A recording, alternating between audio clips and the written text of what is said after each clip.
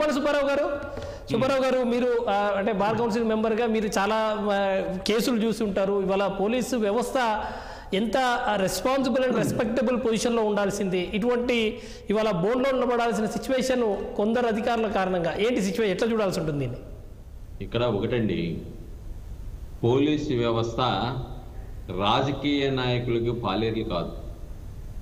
వాళ్ళు ప్రజలు కట్టిన సొమ్ముతో ప్రజల సొమ్ముతో వాళ్ళు జీతాలు తీసుకుంటున్నప్పుడు ప్రజలకి జవాబుదారీగా ఉండాలనే విషయాన్ని వాళ్ళు మర్చిపోతున్నారు.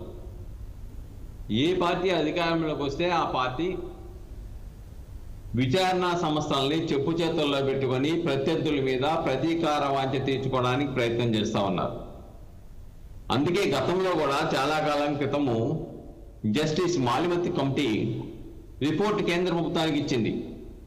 దాంట్లో ఇచ్చిన అంశాలు ఏంటంటే, ఇన్వెస్టిగేషన్ విచారణ సంస్థ, లా అండ్ ఆర్డర్ రెండు వేరువేరుగా ఉండాలి. ఎంచేదంటే విచారణ సంస్థలో ఒక కేసు తీవ్రంగా విచారణ జరిపేటప్పుడు ఏ మినిస్టరో ఏ మంత్రో ఎవరో వచ్చేస్తే ఈ విచారణ మధ్యలో వదిలేసి ఆయన దగ్గర పరుగులు తీయాల్సిన పరిస్థితి. కాబట్టి ఆ రెండు సపరేట్గా ఉండాలి. అంతేకాకుండా దురదృష్టం ఏంటంటే ఈ పోలీసు వ్యవస్థ ఇలా సర్వనాశనం అవడానికి రాజకీయ నాయకులు ఒక భాగం అయితే, రెండోది ఆ వ్యవస్థకి, పోలీసు వ్యవస్థకి స్వతంత్ర ప్రతిపత్తి లేదు. ఎప్పుడైతే పోలీసు వ్యవస్థకి స్వతంత్ర ప్రతిపత్తి ఇస్తారో ఆనాడు స్వేచ్ఛగా పోలీసు అధికారులు తమ విధులను సక్రమంగా నిర్వహించగలరు. ఈ రోజున ప్రతి చిన్నదానికి ఎస్ఐ పోస్ట్ వేయించుకోవాలంటే లోకల్ ఎమ్మెల్యే, సిఐ పోస్ట్ వేయించుకుంటే లోకల్ ఎమ్మెల్యే వాళ్ళు ప్రపోజ్ చేసి చెప్పండి. అలాగే ఐఏఎస్ కూడా ఉండాలండి.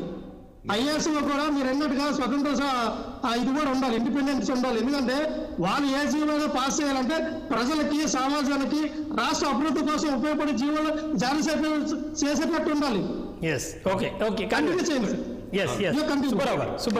రెండోది, ఇప్పుడు ఐపీఎస్లు కానీ ఐఏఎస్లు అనే వాళ్ళు వీళ్ళు ఆల్ ఇండియా సర్వీసులు అనే విషయాన్ని వాళ్ళు మర్చిపోతా ఉన్నారు. ఎందుకంటే ఇక్కడ పాలకులు చెప్పినట్టుగా చట్ట విరుద్ధమైన చర్యలు తీసుకొని కోర్టు ధిక్కార పిటిషన్లు వేయించుకొని శిక్షలు వేయించుకునే పరిస్థితికి వాళ్ళు వెళ్ళవలసిన అవసరం లేదు. వాళ్ళు ఎగ్జిక్యూటివ్ మంత్రులైనా లేకుంటే పార్టీల అధికారంలో ఉన్న ఎవరున్నప్పటికీ కూడాను వాళ్ళు ఎప్పుడు కూడా రికార్డెడ్గా దొరకరు. రికార్డెడ్గా దొరికేది ఐపీఎస్లు ఐఏఎస్లు మాత్రమే. కాబట్టి మొన్న ఏమైంది, గతంలో చంద్రబాబు నాయుడు గారిని అరెస్ట్ చేయమన్నారు కదా అని చెప్పి అరెస్ట్ చేశారు మీరు విశాఖపట్నంలో 151 కింద. వాళ్ళు హైకోర్టుకు వెళ్ళారు. వెళ్ళినప్పుడు హైకోర్టు ఏం చేసింది, డీజీపీని పిలిచి మీరు 151 అంటే తెలియకుండా మీరు పోలీసు వ్యవస్థను నడుపుతున్నారు, 151 ఏంటో చదవండి అని చెప్పి సిఆర్పి పుస్తకం ఇచ్చేసి కోర్టులో చదివించింది. ఇది పోలీసు వ్యవస్థకి అవమానం కదా? ఒక రాష్ట్ర అత్యున్నతమైన పోలీసు అధికారి అలా వ్యవహరించడం. ఆంధ్రప్రదేశ్ హైకోర్టు న్యాయమూర్తులు ఏం చెప్పారు, అయా మీరు ప్రజలకు జవాబుదారీగా ఉండాలి, లేదు మేము ఏదైనా పార్టీకి కార్యకర్తలాగా పనిచేస్తామనంటే మీరు కాకి డ్రెస్ వదిలేసి కద్దరు డ్రెస్ వేసుకోమని చెప్పింది న్యాయమూర్తులు. ఎందుకు ఆ పరిస్థితి తెచ్చుకోవాలి? రియల్గా కొంతమంది అందరు పోలీసులను నేను కొంతమంది పోలీసు అధికారులు తమ విధులను మర్చిపోయారు, తమ బాధ్యతలు మర్చిపోయారు, తాము చేసిన ప్రమాణాలను మర్చిపోయి ఎవరు పాలకులకు ఉంటే వాళ్ళ దగ్గర పాలేరులుగా పనిచేసే పరిస్థితి రావడం, దాపరించడం దురదృష్టకరం. సరే, పోలీసు వ్యవస్థను మొత్తాన్ని అంటాం లేదు. ఎందుకంటే కొంత పోలీసు వ్యవస్థ దిగువ స్థాయిలో ఉన్న వ్యవస్థ అది చాలా కష్టపడతా ఉంటారు. కానీ కొన్ని సందర్భాల్లో దిగువ స్థాయి పోలీస్ స్టేషన్లో కూడా విచ్చలవిడిగా మానవ హక్కుల ఉల్లంఘనకు పాల్పడుతూ ఉండటమే కాకుండా వాళ్ళకి రాజకీయ పక్ష పాలక పార్టీ నాయకులు అండదండలు ఉండేటువంటి పరిస్థితి ఈ రాష్ట్రంలో దాపరించడం దురదృష్టకరం. అది ఏ పార్టీ అయినా మనమండి. రెండోది, ఇక్కడ మనం గుర్తుంచుకోవాల్సింది, సుప్రీంకోర్టు 2021 సంవత్సరంలో తీర్పు చెప్పింది.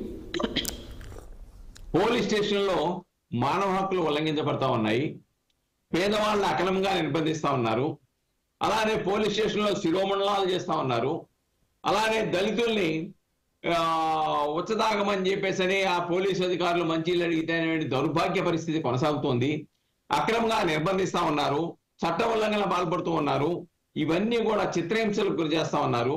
కాబట్టి ఇటువంటి జరుగుతూ ఉన్నాయి. కాబట్టి ప్రతి పోలీస్ స్టేషన్లో ఎక్కడా కూడా గ్యాప్ ఇవ్వకుండా అన్ని ప్రాంతాలను కవర్ చేస్తూ సీసీ కెమెరాలు పెట్టమన్నారు. అవి కూడా నైట్ విజన్ విత్ ఆడియో. ఎందుకు ఈ ప్రభుత్వాలు, ఏ ప్రభుత్వాలు అయినా, అది ఇది అని అన్ను, ఏ ప్రభుత్వాలైనా ఎందుకు ఆ విధంగా చేసి ప్రజల హక్కుల్ని పోలీస్ స్టేషన్లో పరిరక్షించడానికి ఎందుకు పొంకణం కట్టుకోవట్లేదు? ఎందుకు బడ్జెట్లో నిధులు కేటాయించడం లేదు?